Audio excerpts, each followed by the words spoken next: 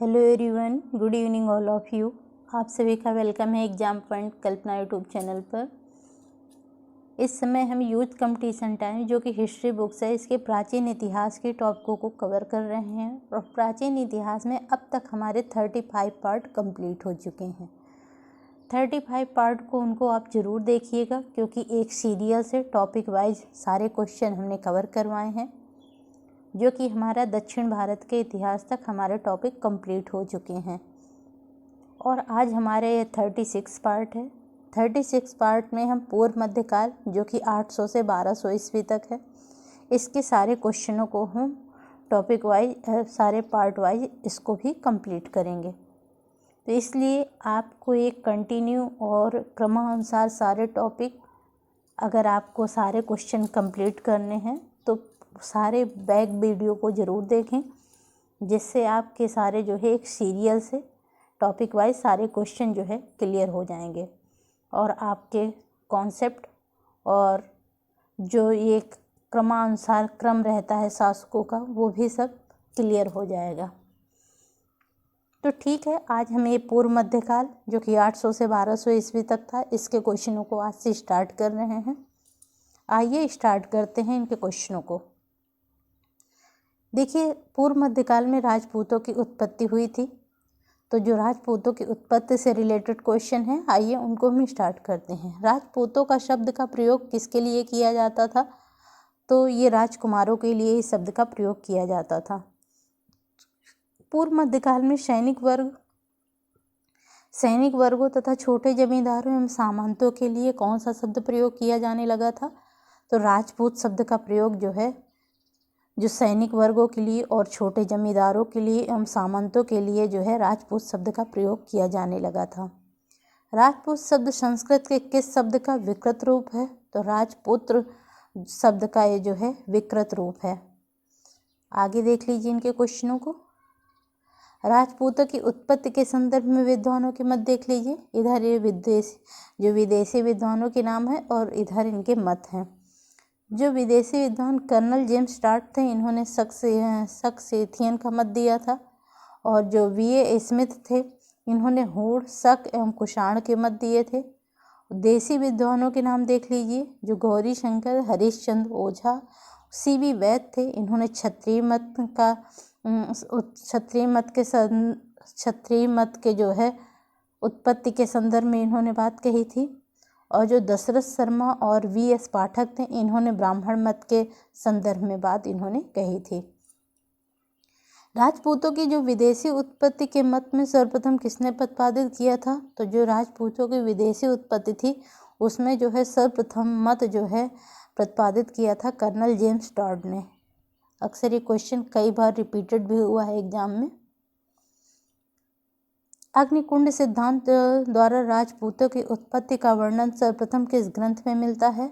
तो चंद्रबरदाई कृत, जो पृथ्वीराज रासो की जो चंद्रबरदाई कृत है, उसमें जो है अग्निकुंड सिद्धांत द्वारा राजपूतों की जो उत्पत्ति का वर्णन जो है सर्वप्रथम इस ग्रंथ में मिलता है। अग्निकुंड के उत्पन्न से राजपूत जातियों का वर्णन मिलता है। तो जो जातियों का वर्णन मिलता है उसमें परमार, प्रतिहार, शाह और चौहान और चालुक्य जो है, इन 4 जातियों की अग्नि से उत्पत्ति का वर्णन जो है मिलता है। राजपूतों को विशुद्ध भारतीय क्षत्रिय मानने वाले विद्वान कौन से हैं? तो जो भारतीयों को राजपूतों के भारतीय क्षत्रिय मानते थे, उसमें गौरी शंकर, हरिश्चंद्र ओझा और सीवी वैद्य थे। वीए स्मिथ राजपूतों को किस विदेशी जातियों से उत्पन्न मानते हैं?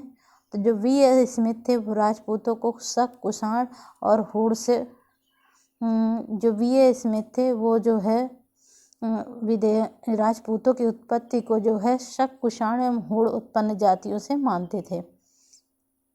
किस भारतीय इतिहासकार ने राजपूतों की विदेशी उत्पत्ति के मत का समर्थन किया था? तो डी.आर. भंडारकर जो थे, उन्होंने जो है राजपूतों के विदेशी मत का जो है समर्थन किया था। प्राचीन वर्ण व्यवस्थाकारों के अनुसार राजपूतों की कितनी जातियों का वर्णन मिलता है? तो जो प्राचीन वर्ण व्यवस्थाकार थे, उनके अनुसार राजपूतों की जो है 36 जातियों का वर्णन जो है मिलता है। आगे इनके क्वेश्चनों को देख लीजिए। जो पढ़ने की अष्टाध्यायी में राजपुत्र शब्द का प्रयोग किस अर्थ में किया गया है? तो राजन्य अथवा रक्षक के रूप में जो है राजपुत्र शब्द का प्रयोग किया गया है। उत्तर मध्यकालीन साहित्य में राजपुत्र शब्द का प्रयोग किस जाति के लिए किया गया है? तो क्षत्रिय जाति के लिए किया गया है। कल्हड़ की राजतरंगिणी में शाही परिवारों के उत्तराधिकारियों के लिए कौन सी संज्ञा प्रदान की गई है? तो राजपुत्र की संज्ञा प्रदान की गई है। राजपूत काल को किस एक अन्य नाम से भी जाना जाता है? तो सामंत काल के नाम से जाना जाता है। सामंत का सर्वप्रथम वर्णन किस ग्रंथ में मिलता है? अश्वघोषकृत बुद्ध चरित में जो है इसका वर्णन मिलता है। राजस्थान में राजपूतों का वर्णन किसने अपनी पुस्तक annuls and activities of Rajasthan में किया था? तो कर्नल जेम्स टॉड ने जो है अपनी पुस्तक annuls and activities of Rajasthan में जो है कर्नल जेम्स टॉड ने इसका अध्ययन किया था, यह वर्णन किया था। आगे देखिए इनके क्वेश्चनों को। जो गुर्जर प्रतिहार वंश थे इनसे रिलेटेड क्वेश्चन को देख लीजिए।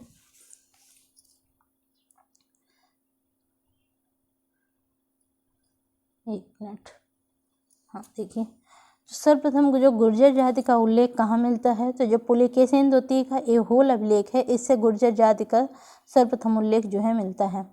किस अभिलेख में गुर्जर प्रतिहार को राम का भाई लक्ष्मण का वंशज बताया गया है? तो जो मिहिर भोज के ग्वालियर अभिलेख हैं इसमें जो है राम के भाई लक्ष्मण का वंशज बताया गया है। गुर्जर प्रतिहार वंश का संस्थापक किसे माना जाता है? तो नागभट्ट प्रथम को माना जाता है। किस गुर्जर प्रतिहार शासक को ग्वालियर प्रशस्ति लेख में मलेच्छों का नाशक बताया गया है? तो नागभट्ट प्रथम को जो है मलेच्छों का नाशक बताया गया है।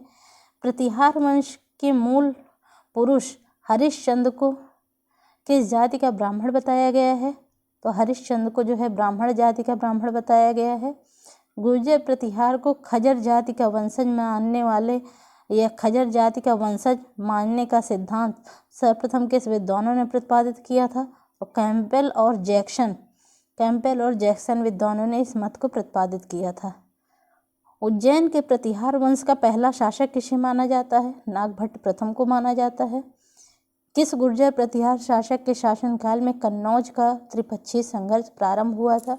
तो वत्सराज के समय जो है वत्सराज के गुर्जर प्रतिहार शासक थे, इनके समय में जो कन्नौज में त्रिपक्षीय संघर्ष प्रारंभ हुआ था। और त्रिपक्षीय संघर्ष में कौन कौन से थे? तो पाल, प्रतिहार और राष्ट्रकूट थे। आगे देखिए क्वेश्चन भी है उससे रिलेटेड।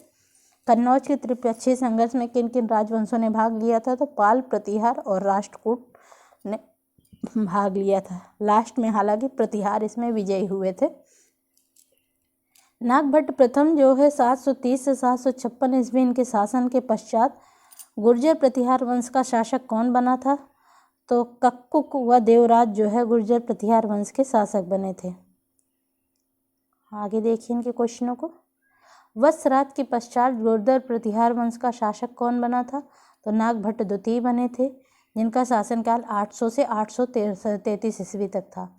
किस शासक ने कन्नौज को गुर्जर प्रतिहार वंश की राजधानी बनाई थी? तो नागभट्ट द्वितीय ने जो है गुर्जर प्रतिहार वंश को जो है कन्नौज की राजधानी बनाई थी, जिनका शासनकाल जो है नागभट्ट द्वितीय का 800 से 833 ईस्वी तक इनका शासनकाल था।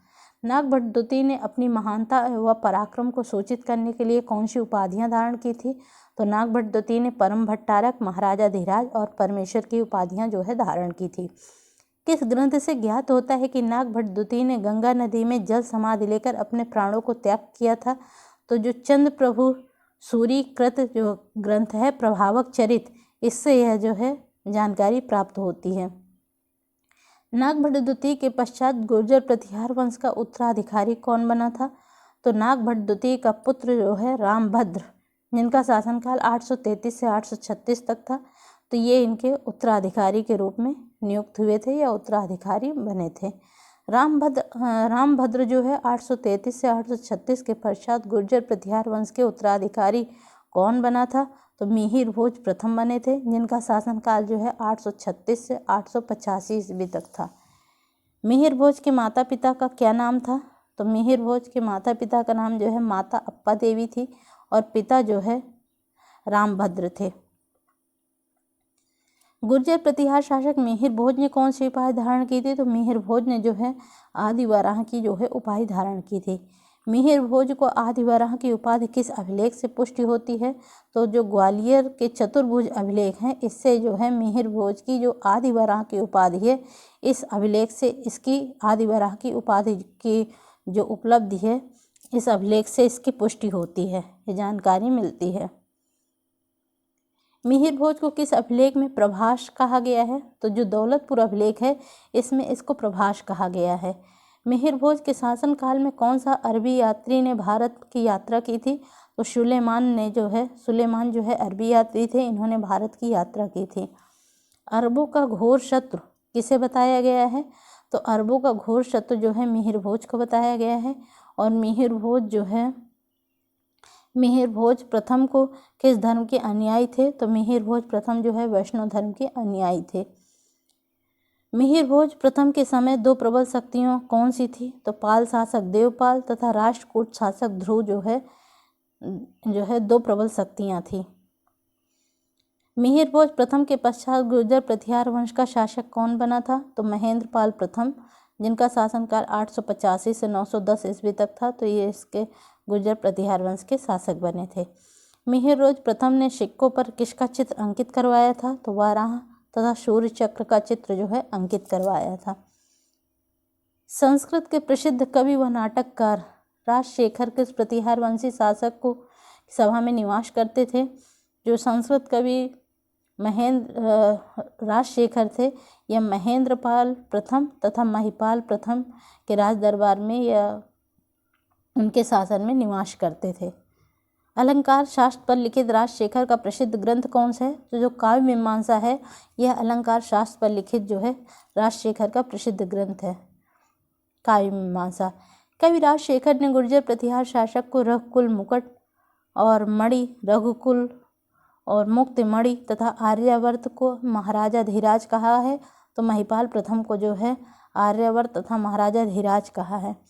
महिपाल प्रथम जो कि 914 से 943 ईस्वी के शासनकाल में किस मुस्लिम यात्री ने भारत की यात्रा की थी? तो अल-मसूदी ने जो है भारत की यात्रा की थी, जिनका शासनकाल 915 ईस्वी में था। शासनकाल ने 915 ईस्वी में जो भारत जो है आया था, भारत की यात्रा की थी अल-मसूदी ने महिपाल प्रथम के शासनकाल में, जो कि मुस्लिम यात्री था। कवि राजशेखर ने गुर्जर प्रतिहार शासक महेंद्रपाल को किन उपाधियों से विभूषित किया था?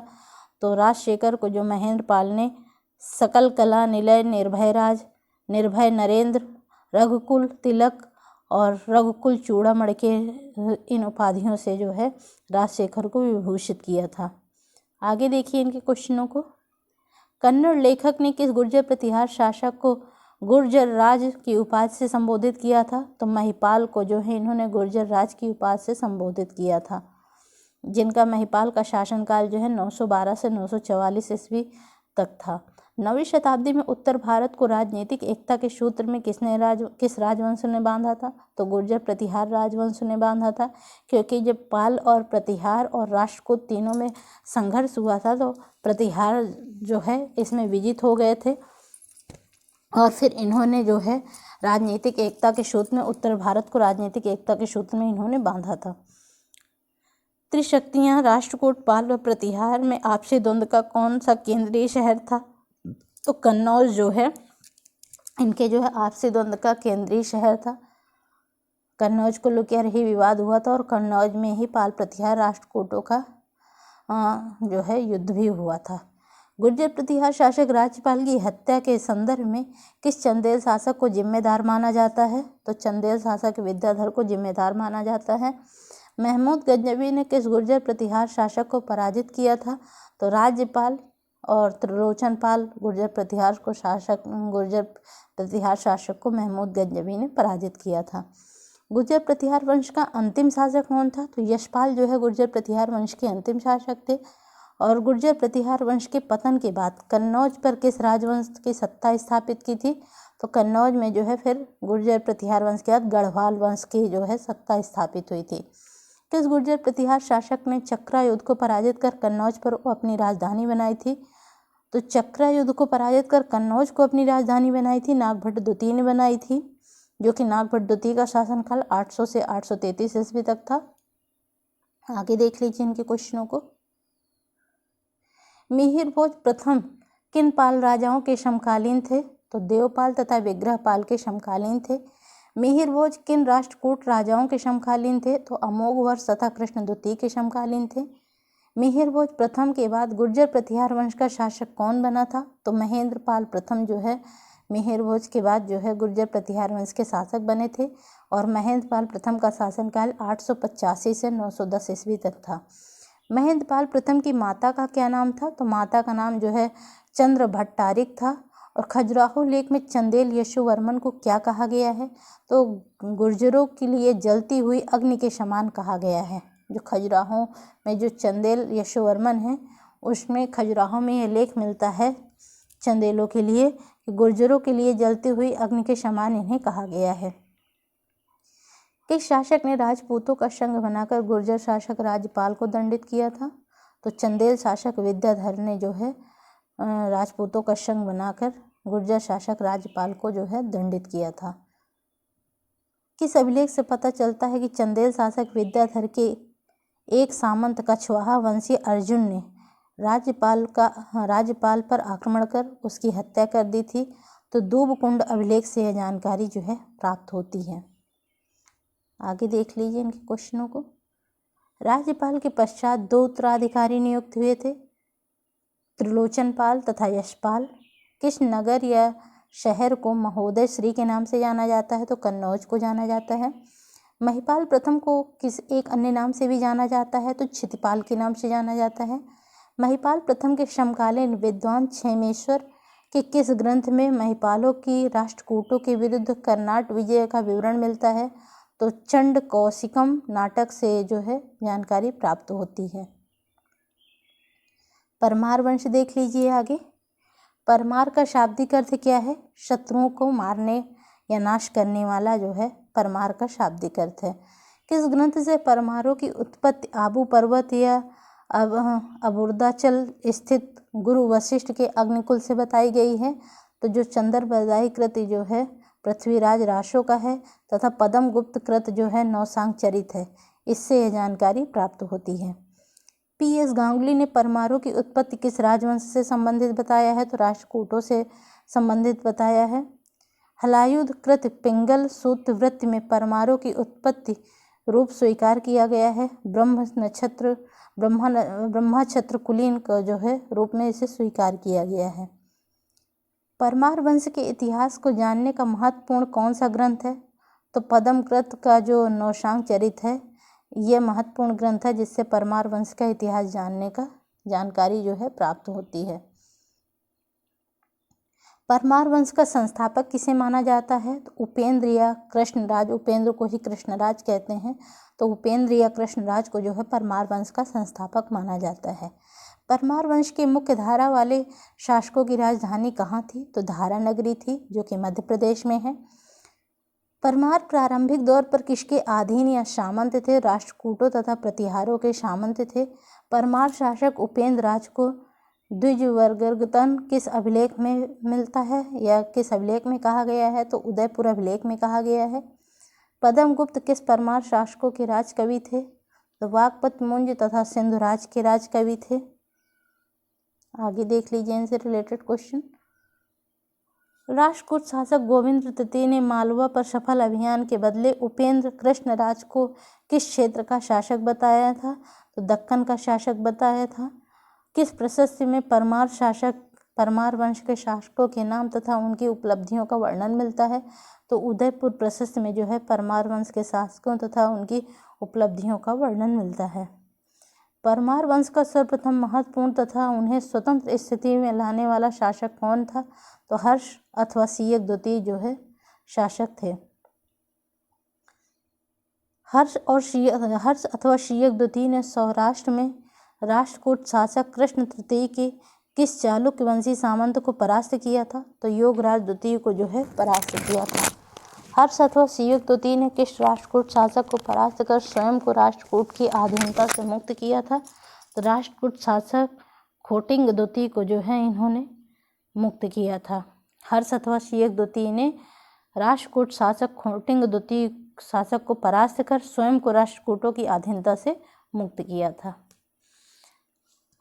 हर्ष अथवा शीयक द्वितीय ने, आगे देख लीजिए इनके क्वेश्चनों को, इसीलिए हम इनके क्वेश्चनों को बहुत आराम से पढ़ रहे हैं क्योंकि बहुत टफ टॉपिक है और यहाँ से क्वेश्चन पूछे भी जाते हैं, इसलिए आराम से इस क्वेश्चनों को कई बार रिवीजन करिए जिससे आपको ये सारे क्वेश्चन जो है कंप्लीट हो जाएंगे। हर्ष अथवा शीयक द्वितीय ने राष्ट्रकूट शासक खोटिंग द्वितीय को किस युद्ध में परास्त किया था? तो नर्मदा नदी के तट पर कलिघुट्टू या कलिघट्टा के युद्ध में जो है इन्हें परास्त किया था। हर्ष अथवा शीयक द्वितीय तथा राष्ट्रकूट शासक खोटिंग द्वितीय के मध्य कलिघुट्टू या कलिघट्टा के युद्ध का वर्णन किस लेख में मिलता है? तो यह नागपुर लेख में मिलता है, जो कि 972 ईस्वी का ये लेख है, इससे यह इस युद्ध का वर्णन जो है मिलता है। हर्ष तथा शीयक द्वितीय किसका पुत्र था? तो परमार शासक वैरी सिंह द्वितीय का ये पुत्र था। परमार शासक शीयक द्वितीय किसके पुत्र थे? तो मंजू या सिंधुराज के पुत्र थे। परमार शासक शीयक द्वितीय के पश्चात उत्तराधिकारी कौन बना था? तो मंजू जो है या मुंज जो है इसके उत्तराधिकारी बने थे। परमार शासक मुंज इतिहास में किस नाम से प्रसिद्ध थे? तो वाकपत मुंज तथा उत्पल राज के नाम से ये प्रसिद्ध थे। उदयपुर लेख के अनुसार मुंज ने किस शासक को परास्त कर उसकी राजधानी त्रिपुरी को लूटा था? तो कलचुर शासक युवराज द्वितीय को जो है इन्होंने उसकी राजधानी बनाकर त्रिपुरी को लूटा था। हस्तकुंडी लेख 997 ईस्वी के अनुसार मंजू ने मेवाड़ के किस शासक को परास्त कर उसकी राजधानी आघाट या उदयपुर स्थित आहाड़ को लूटा था? तो गुहिल वंशी शासक शक्ति कुमार को जो है इन्होंने उसकी राजधानी आघाट या उदयपुर स्थित आहाड़ को लूटा था। मंजू ने कौन सा ग्राम या गांव ब्राह्मणों को दान में दिया था? तो वड़िका नामक गांव जो है इन्होंने ब्राह्मणों को दान में दिया था। मंजू का सर्वप्रसिद्ध संघर्ष किसके मध्य हुआ था? तो कल्याणी के चालुक्य शासक तैलप द्वितीय के मध्य हुआ था। मेरुतुंगकृत प्रबंध चिंतामणि के मुंज प्रबंध का भाग के अनुसार मुंज ने कितनी बार चालुक्य शासक तैलप द्वितीय को युद्ध में परास्त किया था? तो 6 बार जो है इन्होंने तैलप द्वितीय को युद्ध में परास्त किया था। मालवा के परमार शासकों की शक्ति का उत्कर्ष किस शासक के शासनकाल में हुआ था? तो वाकपति मुंज के शासनकाल में हुआ था, जिनका शासनकाल 973 से 995 ईस्वी तक था। वाकपति मुंज की राजसभा में विद्वान निवास करते थे। पद्मगुप्त, धनंजय, हलायुध, धनिक और अमितगत जो है इनकी राजसभा में ये विद्वान जो है निवास करते थे। वाकपति की राजसभा में, वाकपति मुंज की राजसभा में ये विद्वान जो है निवास करते थे। परमार शासक मुंज द्वारा रचित कुछ श्लोक कहाँ संकलित हैं? तो सुभाषित रत्न संदोह में जो है इनके कुछ श्लोक जो है संकलित हैं। आगे देख लीजिए। मंजू ने किस शीर्षक से भूगोल ग्रंथ लिखा था? तो मुंज ने प्रतिदेश व्यवस्था शीर्षक से जो है भूगोल ग्रंथ को लिखा था। किस परमार शासक के नेतृत्व में धारा नगरी भारत की साहित्यिक राजधानी बन गई थी? तो वाकपति मुंज के नेतृत्व में धारा नगरी भारत की साहित्यिक राजधानी बन गई थी। किस परमार शासक ने अपनी राजधानी में मुंज सागर नामक तालाब बनवाया था? तो वाकपति मुंज ने जो है मुंज सागर नामक तालाब बनवाया था। किस शासक ने गुजरात में मुंजपुर नामक नए नगर की स्थापना भी करवाई थी? तो वाकपति मुंज ने करवाई थी। परमार शासक वाकपति मुंज ने कौन सी प्रसिद्ध उपाधियां धारण की थी? तो अमोघ वर्ष, पृथ्वी बल्लभ, श्री बल्लभ, कविमित्र व कविव्रत की उपाधि जो है इन्होंने धारण की थी। वाकपति मुंज ने किस स्थानों पर प्रसिद्ध मंदिरों का निर्माण करवाया था? तो उज्जैन, माहेश्वर, धर्मपुरी तथा ओमकार और माधानता में जो है इन्होंने प्रसिद्ध मंदिरों का निर्माण कराया था। एक बार और देख लीजिए कहाँ पर इन्होंने मंदिरों का निर्माण कराया था वाकपति मुंज ने? उज्जैन, माहेश्वर, धर्मपुरी तथा ओमकार में माधानता में जो है इन्होंने प्रसिद्ध मंदिरों का निर्माण जो है वाकपति मुंज ने करवाया था। वाकपति मुंज से संबंधित विद्वान एवं उनकी रचनाएं देख लीजिए। तो इनके दरबार में जो विद्वान थे पद्मगुप्त, उनकी रचना थी नवशाह शांक चरित थी। और धनिक जो विद्वान थे उनकी रचना थी 10 रूपावलोक काल निर्णय जो है इनकी रचना थी। धनंजय की रचना थी 10 रूपक और हलायुध की रचना थी पिंगल छंद शास्त्र पर मृत संजीवनी नामक टीका तथा अभिधान माला पर ग्रंथ जो है इन्होंने लिखा था। अमितगत जो विद्वान थे उनकी जो है जो रचना थी वो सुभाषित रत्न संदोह जो है उनकी रचना थी। और शोभन जो विद्वान थे उनकी रचना थी चतुर्वर्षिका स्तुति जो है शोभन की रचना थी। आगे देख लीजिए इनके क्वेश्चनों को। परमार शासक मुंज किस राष्ट्रकूट शासक से पराजित हुआ था? तो राष्ट्रकूट शासक जो तैलप द्वितीय थे इसके द्वारा जो है परमार शासक मुंज जो है पराजित हुए थे। परमार शासक वाकपत मुंज के पश्चात कौन उत्तराधिकारी बना था? तो जो मुंज का छोटा भाई सिंधुराज थे इसके उत्तराधिकारी बने थे। परमार शासक सिंधुराज ने कौन सी उपाधियां धारण की थी? तो कुमार नारायण तथा शाशांक, अवंतीश्वर या अवंती तिलक, नव शाशांक, मालव राज की उपाधियां जो है परमार शासक सिंधुराज ने जो है इतनी उपाधियां धारण की थी। सिंधुराज ने किस समकालीन चालुक्य शासक को पराजित कर अपने खोए हुए प्रदेशों को पुनः अधिकार कर लिया था? तो 1700 के समकालीन जो है चालुक्य शासक को पराजित कर इन्होंने अपने खोए हुए प्रदेशों को पुनः अधिकार कर लिया था। परमार शासक सिंधुराज का विवाह किस राजवंश की कन्या से साथ हुआ था? तो जो नागवंशी शासक की पुत्री शशिप्रभा के साथ जो है इनका विवाह हुआ था। किस शासक के द्वारा सिंधुराज को पराजित होना पड़ा था? तो गुजरात के चालुक्य शासक मूलराज प्रथम के पुत्र चामुंड राय द्वारा जो है सिंधुराज को पराजित होना पड़ा था। आगे देख लीजिए इनके क्वेश्चनों को। परमार शासक सिंधुराज की पराजय की सूचना का प्रमुख स्रोत कहाँ से प्राप्त होता है? तो जो जय सिंह सूरीकृत जो है कुमार भूपाल चरित तथा वाणनगर लेख है, इससे जो है सिंधुराज की पराजय की सूचना का प्रमुख स्रोत जो है प्राप्त होते हैं। सिंधुराज की मृत्यु के पश्चात परमार वंश का उत्तराधिकारी कौन बना था? तो सिंधुराज के पुत्र भोज जो है उसके उत्तराधिकारी जो है बने थे।